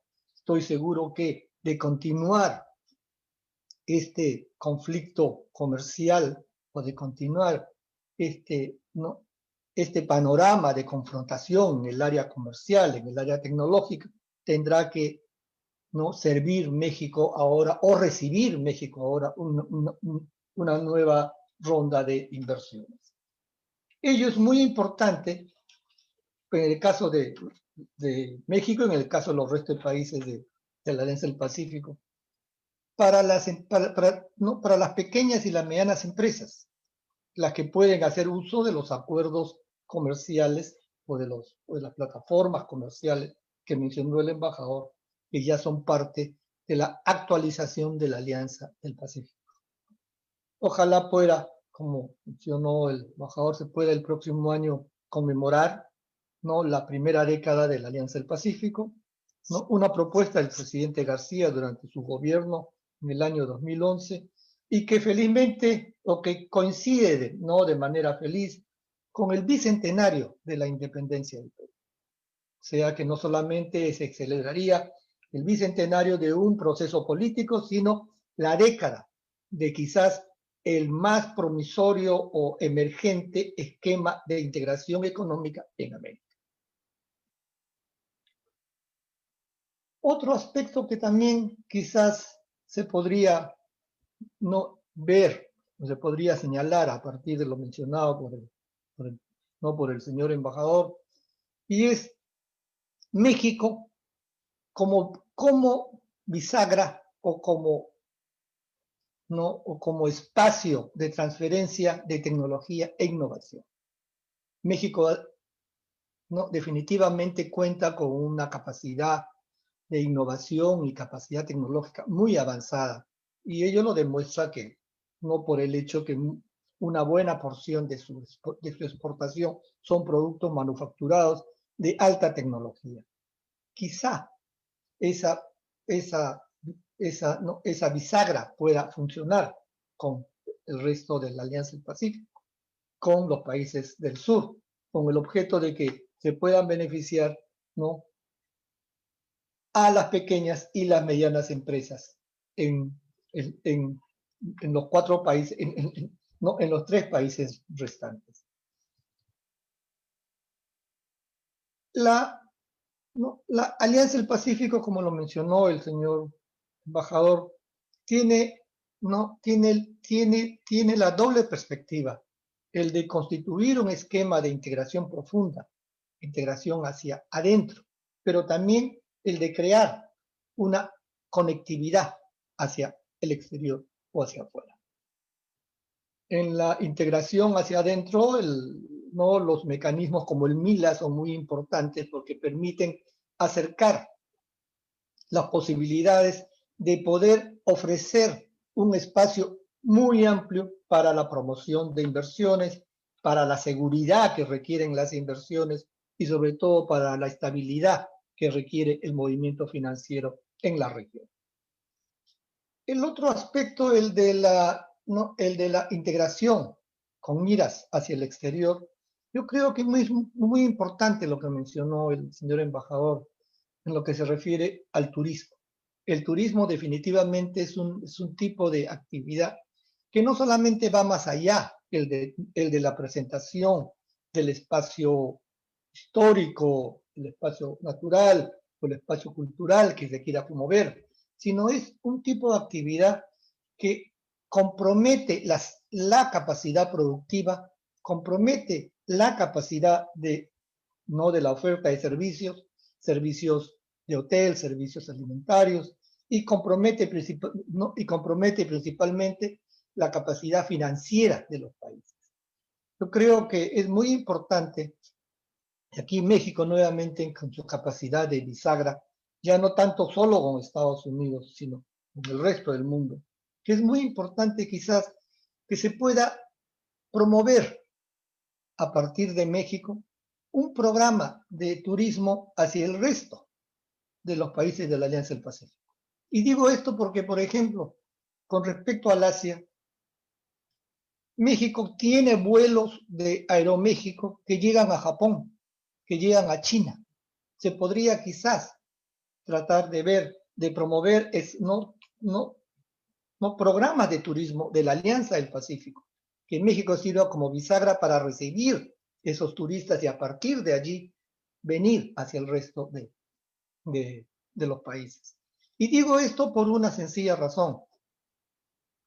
Es evidente que el turista europeo, que el turista asiático, no viene a un solo país en América Latina. Viene a más de uno, viene a 2 o a 3. Presentemos el paquete. Presentemos un paquete de México como bisagra por ser el país que cuenta con la línea aérea que llega hacia esas regiones y a partir de allí preparar el programa para el resto de países de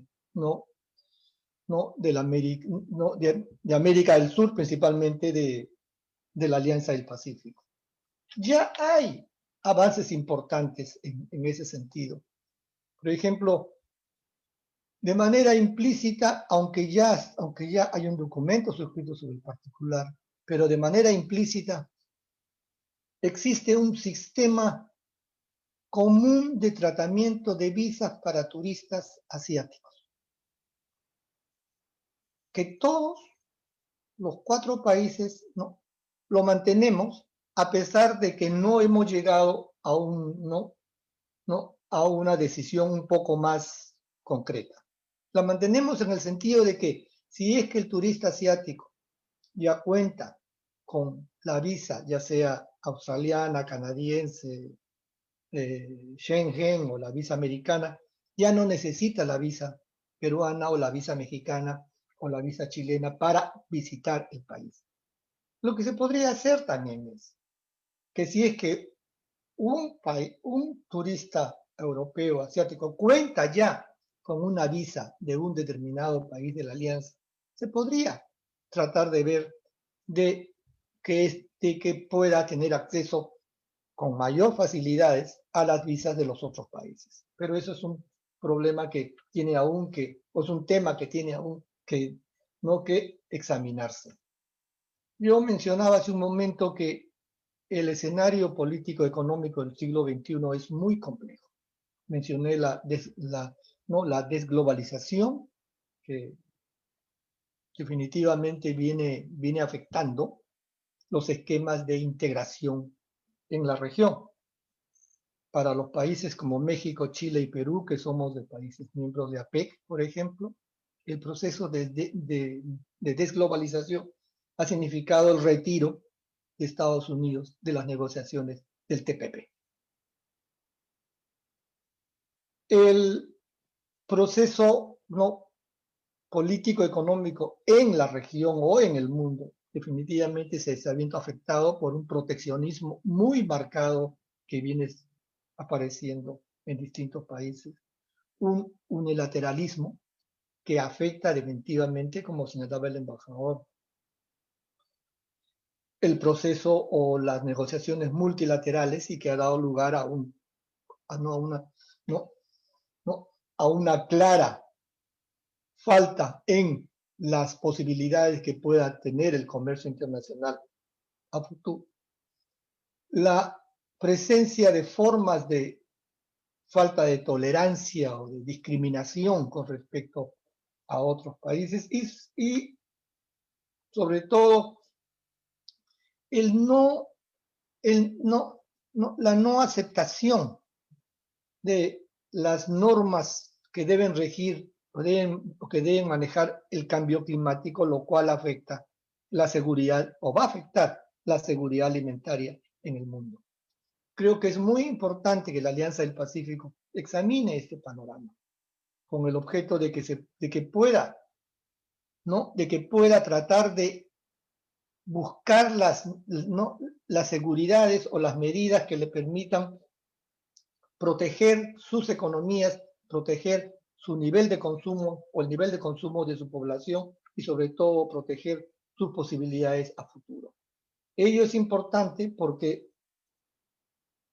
de no lograrse una solución o de no lograr la Alianza del Pacífico adecuar sus economías y tratar de protegerse frente a esta tendencia que viene mostrando el escenario político económico internacional, lo que puede suceder es que los países de la Alianza del Pacífico tiendan, y el resto de América Latina tiendan también a ir disminuyendo sus capacidades de producción ante la ausencia de mercados por el proteccionismo, vayan también disminuyendo sus espacios naturales para la producción frente a la ausencia del agua por el cambio climático y sobre todo vean disminuidas las posibilidades de sus pequeñas y medianas empresas debido al aumento de la brecha digital.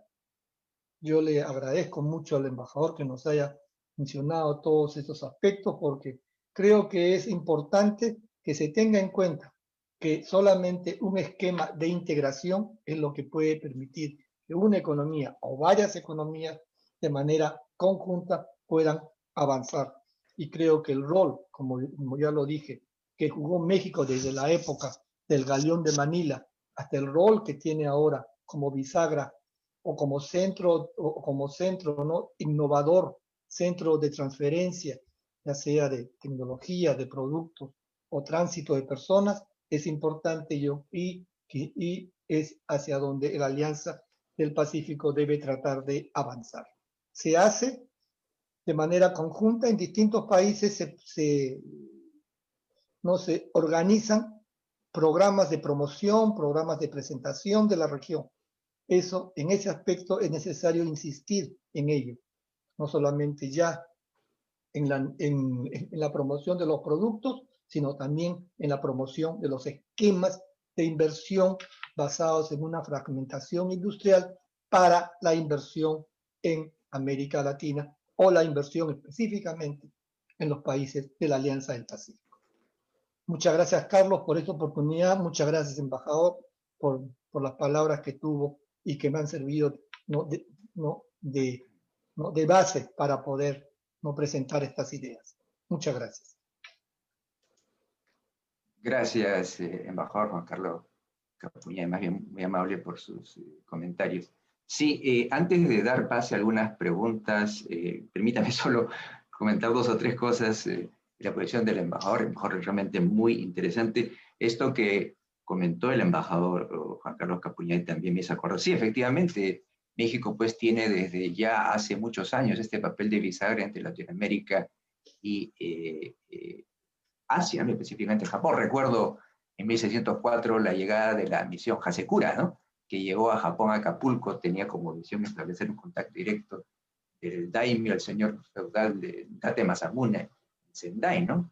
Y México fue justamente el lugar donde fue. Después vino el Galeón de Manila y gracias a eso, por ejemplo, se dice que en el siglo XVI, XVII, XVIII, ¿no?, la plata mexicana, el peso mexicano, el real de 8 de México inundaba a China, ¿no? Yo recuerdo haber visitado, y seguro el mejor Capuñay que ha estado tantos años en China, seguro lo ha visto, en el Museo Nacional en Beijing, cómo se ve que el real de 8, pues la moneda mexicana circulaba incluso como moneda para uso en la China. Entonces, es ese gran rol que tiene. Y después, no olvidemos que México también en términos modernos fue el primer país que tuvo un tratado de libre comercio con Japón, ¿no?, desde el año 2004, que entró en efecto en 2005. Y sí, efectivamente, este Tratado de Libre Comercio o el ahora llamado TEMEX, ¿verdad? Es muy interesante en el sentido siguiente. Primero, el TELECAN fue un tratado muy innovativo, fue uno de los primeros tratados de libre comercio que incorporó muchos temas, ¿no?, que no se veían en la Organización Mundial del Comercio. O sea, el TELECAN fue un tratado muy innovativo. Pero obviamente, como dijo el embajador, ya los tiempos cambian y obviamente hay nuevos temas, nuevos capítulos que se han incorporado y que han hecho que se transforme en este TEMEX ahora. Pero el TELECAN cumplió pues una función que realmente ayudó a transformar a México, un país que exportaba en gran parte materias primas, a un país que exporta manufacturas. Y justamente creo yo que esa es una de las cosas que buscan nuestros países, ¿no? Latinoamérica todavía, excepto México, que un 60-70% exportamos materias primas. Entonces, ¿cómo podemos hacer para dar el salto que ha dado México y que ha permitido justamente que México, Estados Unidos y Canadá, estos países de América del Norte, se transformen en una de las fábricas del mundo? Ya sabemos que hay 3 fábricas del mundo, uno en el continente americano, América del Norte, otro en Europa, basado en que es la Unión Europea, y otro en Asia, ¿no?, basado en China, Japón y todo lo demás. Pero lamentablemente en Latinoamérica, excepto México, el resto de Latinoamérica no se ha incorporado pues a esta fábrica mundial. Y justamente uno de los objetivos de la Alianza del Pacífico justamente es eso, ¿no?, la creación de cadenas de valor. ¿Por qué no aprovechamos esa experiencia que México tiene de ser un gran exportador de manufacturas? México ensambla productos, pero también tiene fábricas que suplen de partes y componentes para los autos, para las computadoras, para los refrigeradores, televisores que exportan. Entonces, esta experiencia de México creo yo que es uno de los grandes temas que pueden aprender el resto de países de la Alianza del Pacífico, ¿no? Por ejemplo, se decía, ¿por qué las empresas peruanas exportamos baterías? ¿Por qué no exportamos baterías para fábricas que hay en México de autos, y esos autos se exportan no solo a Estados Unidos y Canadá, sino a todo el mundo. No recuerdo el primer auto que compré cuando regresé de Japón en el 96, era un Nissan Sentra, que yo pensaba que era japonés, pero era hecho en México, en Aguascalientes, ¿no? Realmente muy interesante. Entonces, esa experiencia de México, creo yo. Y la Alianza Pacífico, como también lo dijo el embajador, no solo es un tema económico, es un tema de movilidad académica. Varios de mis estudiantes se han ido a universidades mexicanas, ¿no? Incluso yo he pensado ir como profesor a hacer una estancia académica en universidades de México, que son muy buenas, las mejores en Latinoamérica. El tiempo no me lo permite, pero siempre tengo yo en mente eso de allí, ¿verdad? Y otra cosa que también me parece muy interesante, México cumple como bisagra este rol de integrar, está integrando Asia con Latinoamérica. Hablaba el embajador Capuñay de este rol de México, de la conectividad, ¿no? Cómo México tiene estas líneas aéreas pues, que van directamente a Asia. Pero otro tema que también a mí me parece muy interesante, embajador, la conectividad académica, ¿no? México es el lugar que más centros académicos tiene, y los mejores en Latinoamérica, que estudian Asia, por ejemplo, ¿no? Nosotros en el Perú recién tenemos, en la Católica tenemos uno, en la Pacífico tenemos uno, en San Marcos tenemos uno, pero ustedes tienen 20, 30 universidades, y cada universidad tiene 2, 3 centros. Ustedes tienen cientos de investigadores en Asia. En el Perú creo que son contados los investigadores que han estudiado en algún país de Asia. Entonces yo creo que México también puede cumplir ese rol de bisagra, ¿verdad? Puede ser el que conecta el sector académico en Latinoamérica con el sector académico en Asia. Y eso es lo que específicamente nosotros estamos haciendo en el Centro de Estudios Asiáticos, ¿no? Nosotros tenemos, por ejemplo, ya un acuerdo con la Universidad Autónoma de Nuevo León, que ellos tienen un Centro de Estudios Asiáticos. Dicho sea de paso, aprovecho, señor embajador, para invitarlo, y a todos los que nos escuchan. Mañana vamos a tener a las 12 del día la conferencia del doctor Renato Valderrama. Justamente él es director del Centro de Estudios Asiáticos de la Universidad Autónoma de Nuevo León. Él es una persona que conoce mucho, ha estudiado en México, perdón, en China, y él va a hablar justamente de la estrategia de política industrial de China a través de su proyecto Made in China 2025, mañana a las 12 del día. Entonces, realmente es muy interesante este papel de México como bisagra, no solo, repito, en el tema de la mayor integración económica hacia Latinoamérica, sino en todos los aspectos como este que acabo de mencionar. Bien, señora embajador, hay varias preguntas. Yo entiendo que usted no tiene mucho tiempo. Me voy a permitir leer 2 o 3 preguntas. A ver, usted nos puede contestar. A ver, primero dice, señora embajador, dice, para el embajador Víctor Hugo, ¿cómo ha sido ese proceso de promover las relaciones con Asia-Pacífico cuando el comercio y la diplomacia mexicana estuvo mayoritariamente volcada hacia Estados Unidos? Existe 50 consulados de México en la Unión Americana, por ejemplo, ¿no? Esto nos pregunta Manuel Tempori. Y me permito leer mejor otra pregunta también. Dice, para el mejor Víctor Hugo, conforme a su apreciación personal, ¿qué opinión le merece las repercusiones en materia laboral de manera interna en México? Es decir, la extinción a corto plazo de las juntas de conciliación y arbitraje y su sustitución por tribunales laborales. Dicho sea paso, embajador, algo también que quería comentarle, se me olvidó. Por ejemplo, en este nuevo TEMEX, como usted nos ha dicho, hay algunas provisiones en temas de materia laboral, ¿no? El hacer, por ejemplo, que los salarios suban de 4, que parecía $1 la hora, a 16. Y se supone que Trump, Estados Unidos, hizo eso como objetivo de que ya no sea atractivo irse a México con salarios bajos, que las empresas que quieran trasladarse en Estados Unidos se queden ahí, ¿no? Si los salarios en México iban a subir a un mismo nivel que Estados Unidos, no había intención de trasladarse a México, ¿no? Pero yo he leído, por ejemplo, que algunas empresas mexicanas, en vez de, están elevando los salarios en México. Entonces yo creo que esa es una cuestión tangible, ¿no? Y esto es muy interesante porque usted, mejor seguro, sabe que uno de los críticos a estos tratados de libre comercio son los sindicatos, ¿no? Pero creo yo, por lo menos en este tema, se están beneficiando los trabajadores mexicanos porque está elevándose los salarios. Leía que las empresas japonesas prefieren elevar los salarios y no trasladarse a Estados Unidos porque es muy complicado. Sí, muy interesante. Adelante, embajador. Muchísimas gracias por las preguntas. En efecto, decía yo en relación con la primera pregunta, México se concibe como un país de múltiples pertenencias y que mira hacia diferentes lados en sus relaciones con el mundo. Tenemos una realidad geopolítica que no podemos ocultar, que es muy clara, que es muy evidente, la vecindad con los Estados Unidos, más de 3.000 kilómetros de frontera con la principal potencia económica mundial, pues en lugar de ser un lastre, tiene que ser una ventaja que tenemos que aprovechar, y creo que así lo estamos haciendo. Pero también es cierto que desde fines del siglo XX y lo que va del siglo XXI, el centro de dinamismo económico, de innovación tecnológico del mundo está en Asia. No podemos nosotros ignorar esa situación. La geopolítica se está moviendo pues de otra manera, los poderes se están moviendo de otra manera, particularmente los económicos y los tecnológicos, y México tiene que aprovechar su histórica visión que tiene hacia Asia, su relación comercial que tiene con Asia. Lo mencionaban, en México le llamamos la NAO de China, aunque en realidad salía de Manila, de las Filipinas hacia Acapulco. La fuerte presencia que México ha tenido, mencionaba también el doctor Aquino, la moneda, no podemos estar nosotros ajenos. Así que desde el primer momento de APEC, México consideró que debía formar parte de APEC y que tenía que estar vinculado con ellos.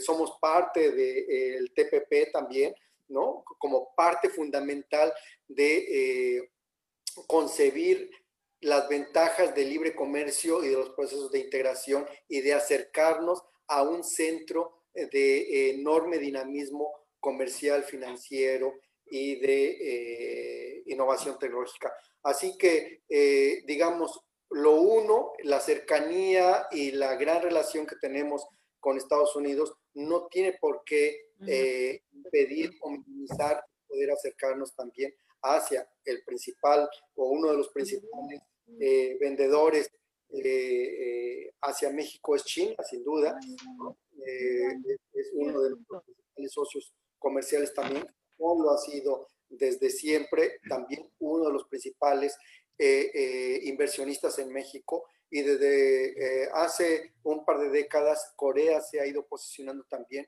como un gran inversionista en México, tiene extraordinarias fábricas en el país y desde ahí también produce. Así que, pues más bien hay que aprovechar lo que yo llamaba las múltiples pertenencias. Y en ese sentido, pues bueno, sacar ventaja a un mercado tan grande, tan potente como es América del Norte, pero también, sin duda, insertarnos y sacar ventajas de un mercado tan dinámico, tan innovador como es el de Asia. Así que, en efecto, sí, miramos mucho a América del Norte, pero también es cierto que no desatendemos nuestra relación con Asia, con Asia-Pacífico, y desde luego también por eso la idea de poner Alianza del Pacífico, nuestro enorme empeño a favor de seguir vinculados fuertemente y de manera permanente con los países latinoamericanos. Sobre la otra de los tribunales laborales, pues bueno, creo que aquí hay una dinámica muy evidente. Primero, alinearnos a lo que sucede en el mundo, que es un poco lo que está haciendo el TEMEC,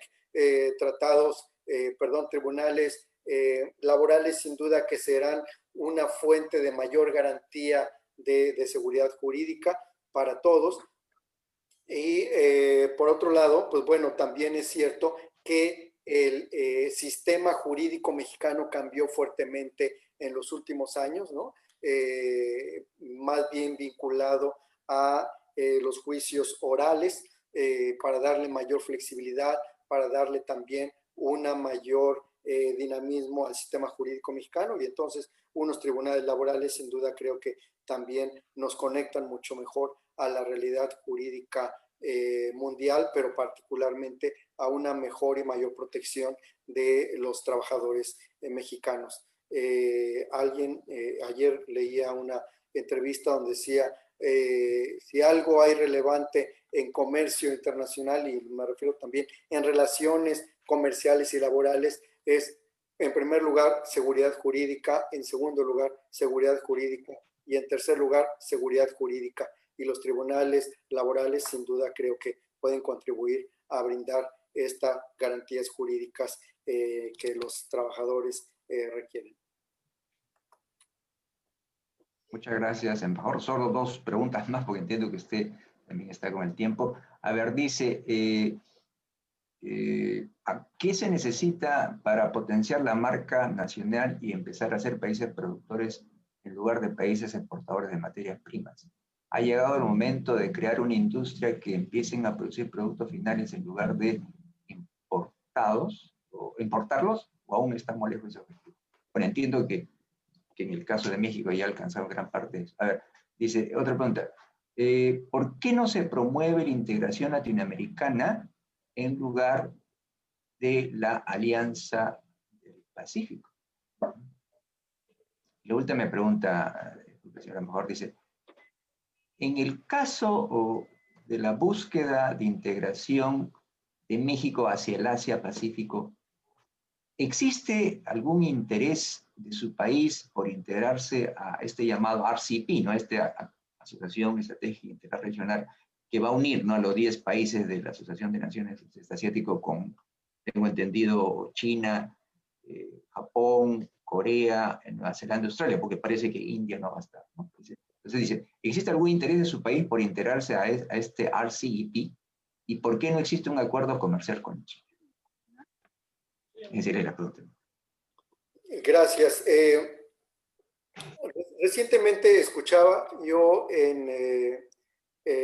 al canciller peruano hablar de la cuarta revolución y de cómo el Perú tiene que integrarse justamente a esta cuarta revolución industrial, y creo que es un extraordinario punto de partida justamente para concebir cuál debe ser el futuro de la economía peruana, ¿no? Y de la economía latinoamericana en realidad, es decir, cómo mirarnos hacia las tendencias mundiales de desarrollo tecnológico y comerciales.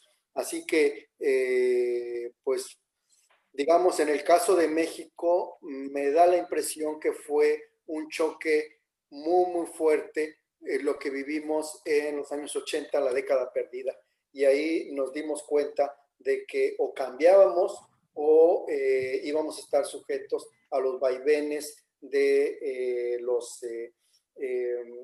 particularmente de los precios de las materias primas y muy específicamente del petróleo, del cual dependía buena parte nuestras exportaciones en los años 80, y con la caída del precio del petróleo, pues no solo cayeron los ingresos del gobierno, sino que hubo una grave afectación de la economía. Ahora, cuando el petróleo cae en sus precios, pues desde luego que el gobierno mexicano resiente en sus finanzas, pero no así la economía mexicana, porque no está petrolizada, ¿no? Y creo que eso fue lo que nos hizo ver. Ahora estamos nosotros atravesando, y nosotros me refiero al mundo entero, estamos atravesando una grave crisis provocada en esta ocasión por una pandemia que nos va a tener que también hacer reflexionar cuál es el futuro que queremos, ¿no? El futuro que queremos como nación o como naciones, y cómo queremos nosotros vincularnos a los cambios mundiales. Así que de cara al bicentenario, saliendo de una pandemia, creo que es eso, es un buen momento de reflexionar y de imaginar qué futuro queremos. Y si queremos un futuro, como dice aquí, con una marca nacional claramente identificada, pues tenemos que apostar por ello. Se sufre, sin duda, ¿no? Pero son los grandes retos los que sacan a las naciones adelante. Y esta es una época, como son muchas, pues, pero esta particularmente una época de retos fundamentales, y también de repensar lo que somos y lo que podemos ser en el futuro. Es un poco lo que yo vería desde México, qué es lo que tenemos que realizar. ¿Por qué no promover la integración de América Latina? Creo que ejemplos sobran sobre lo que hemos realizado en América Latina para poder integrarla, desde la Junta Anfictiónica, el Congreso Anfictiónico de Simón Bolívar en Panamá. Tenemos justamente esta tendencia, esta idea de cómo unirnos los latinoamericanos. Tenemos también un claro proceso de integración, la Asociación Latinoamericana de Integración, la ALADI, con sede en Uruguay, que integra unos 14 países latinoamericanos. Ahí también tenemos un mecanismo de integración.